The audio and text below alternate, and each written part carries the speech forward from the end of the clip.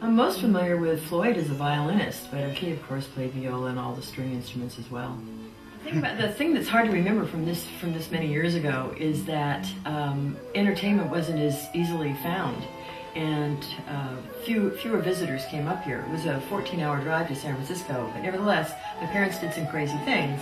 They would, along with other colleagues of theirs, they had a thing called Drop at the Hat Club, and they would just take off and go to San Francisco to see a concert or an opera, and then drive back the next day. So there was a real desire to not only create music in the home, but to find music from the outside and keep expanding the possibilities of their own music and bringing that back.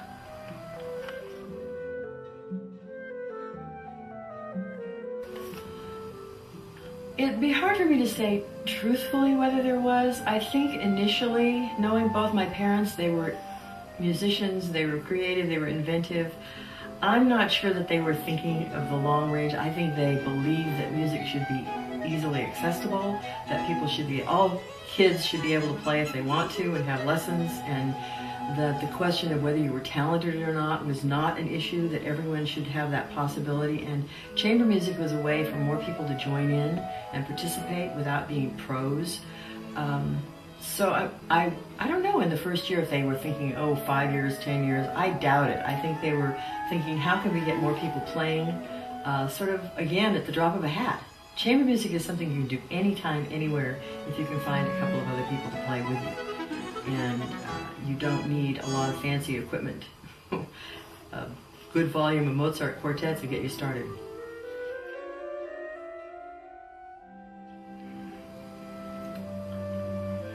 I think that'd be very difficult. My parents played music all the time.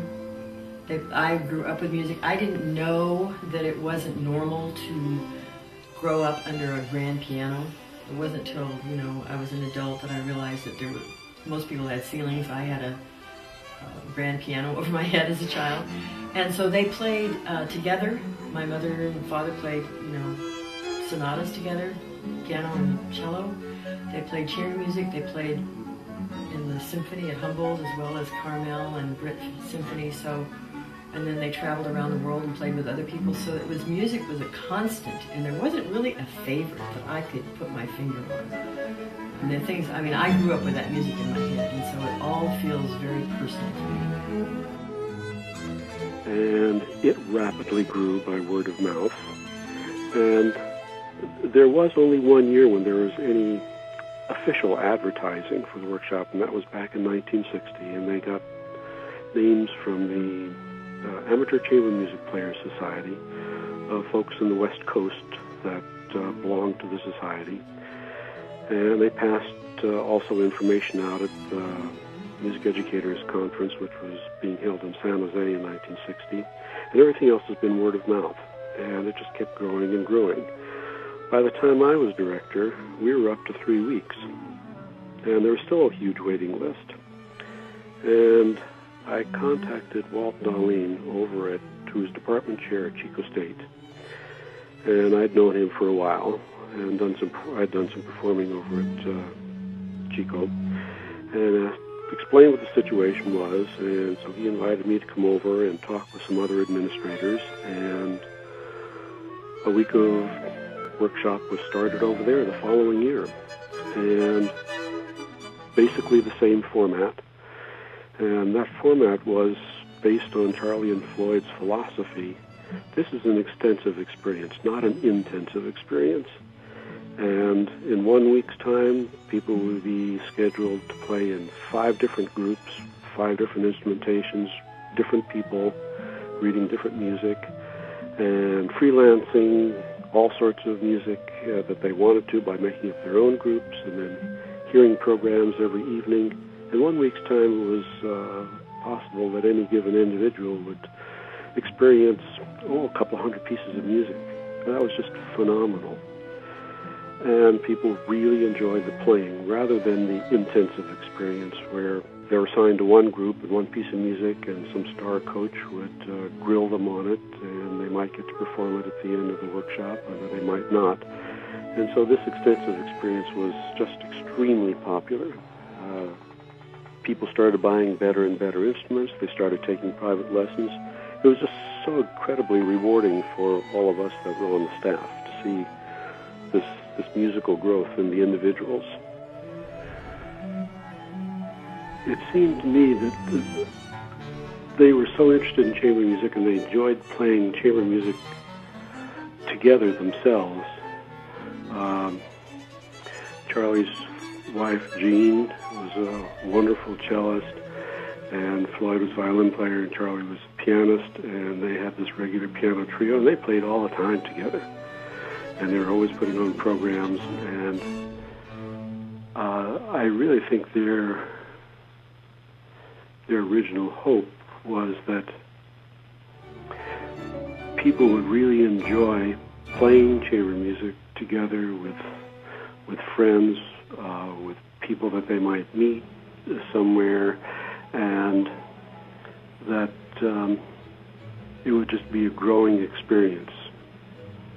And they just felt it was a way of bringing people together that had common interests, and it was an idea that really caught on, and it just kept growing.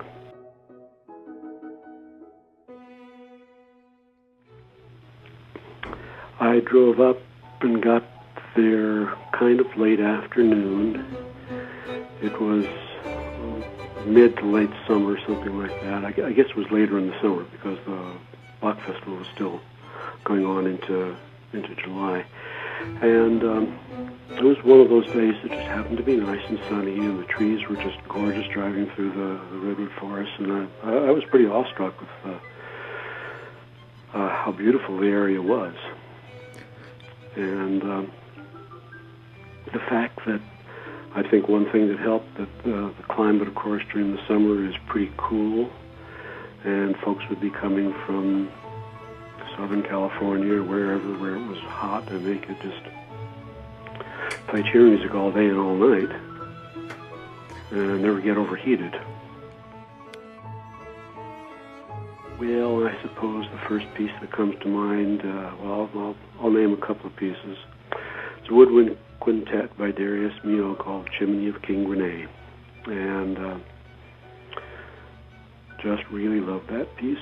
Really love playing it and listening to it. I'd like to make a tribute to Floyd Glendy. When he came, the orchestra was just sort of at a standstill, and they hired Floyd at the college to be the string teacher, and he had all this enthusiasm for chamber music, and I think one of his philosophies was that if all the members of the orchestra would participate in a chamber music group, it would strengthen the orchestra, and it did. And there's a lot of chamber music in the area just because of that. Floyd was so excited about the wonderful library there is available of chamber music. Well, there's one that's always a favorite to bass players, and that's Schubert's Trout. It's a quintet for piano, violas, cello, and bass. I wanted to say too that there are world famous musicians that attended this chamber music. One is Barry Green, that became a very famous string bass player, and he came to this workshop when he was 19 years old. And then while I was traveling in Austria on the bus, I met a doctor from Philadelphia who had been to this workshop and was just really excited about it and trying to get other people to other areas to do the same thing.